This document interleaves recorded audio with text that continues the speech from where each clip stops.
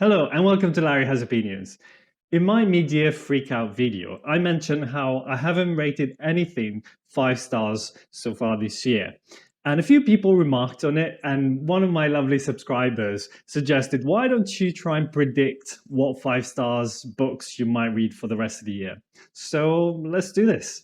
Okay, so you guys know that I don't really do TBRs, but I have a few books that are on my MBR that I know I probably might get around to reading sometime this year, hopefully.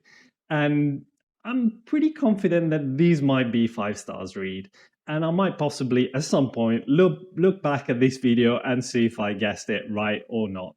I've picked one per genre so that we can keep that variety going on. And let's jump straight in. For literary fiction, I've chosen The Promise by Damon Galgut.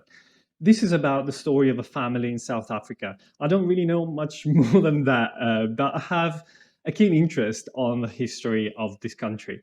And I know that this was mentioned quite a few times by some booktubers that I quite like and trust.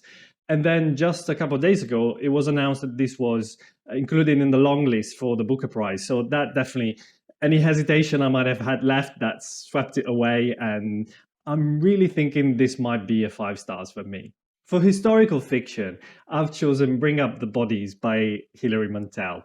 If you've watched my channel recently, you know that I really liked Wolf Hall recently. I read that in June, but I had some issues with the writing style that I didn't quite get along with that. But despite that, I really enjoyed the book, the ideas, and the way Mantel presented the story.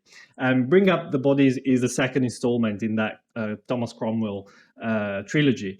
And from what I hear, some of the issues I had with the writing style, apparently they're not as prominent in the second and in the third book. So this seems to be a lot of people's favorite within the trilogy. I rated Wolf Hall 9 out of 10, so I'm really keeping my fingers crossed that this might really be a 10 out of 10. For thrillers and horror books, I've chosen The Wasp Factory by Ian Banks. It's really tough for me to rate a thriller a 5 stars because I usually find them a bit forgettable. Even when they do everything right, it's really unusual for them to blow me away completely.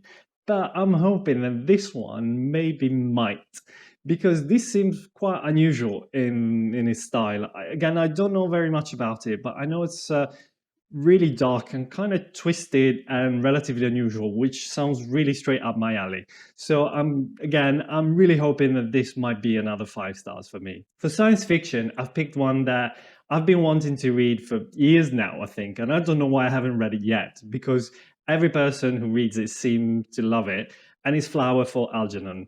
Again, I don't know very much about it, but from what I gather, it's the story of someone who's somewhat simple-minded, but gets experimented on and becomes some sort of genius, something like that. I know it's really heartbreaking, really emotional.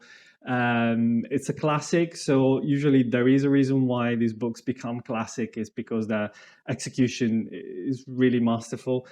Again, I have never heard anyone say a bad word about this book, so again, this sounds like it might be another 5 stars for me, hopefully. For fantasy, I've picked Tigana by Guy Gavriel Kay. I added this to my list probably 2 or 3 years ago, but it's sort of been sitting there in the background, one of those that you think, oh, I might read it at some point. And then recently seems to have come up a few times on booktube again. And then a booktuber whose judgment I don't trust at all gave it 6 out of 5 stars, something stupid like that. So again, that swayed me towards pushing it up my priority list. Again, I don't know very much about this at all, and I don't necessarily want to find out more.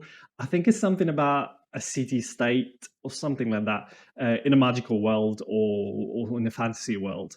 So keeping my fingers crossed. I'm hoping to get around to reading this hopefully in the next couple of months. We'll see, because it's not too short a book, but hopefully another 5 stars for me.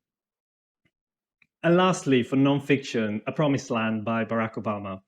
I'm quite interested in politics generally. I've read some biographies by former prime ministers in the past as well, and it's something I find really interesting. And I'm hoping this might be another 5 stars for me.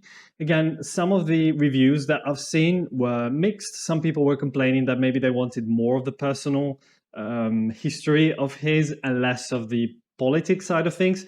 But that sounds exactly the opposite for me. Like, I would probably not enjoy it as much if it was more about his personal life and less about the politics and how he reached certain decisions or how he thought about the issues of the day.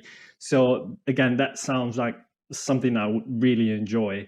It's a chunky one, and I understand it's only the first half. He's going to publish another half later on. So I'm not too sure about when I'm going to get around to reading this, but hopefully it's going to be a good one. I hope you guys liked this video.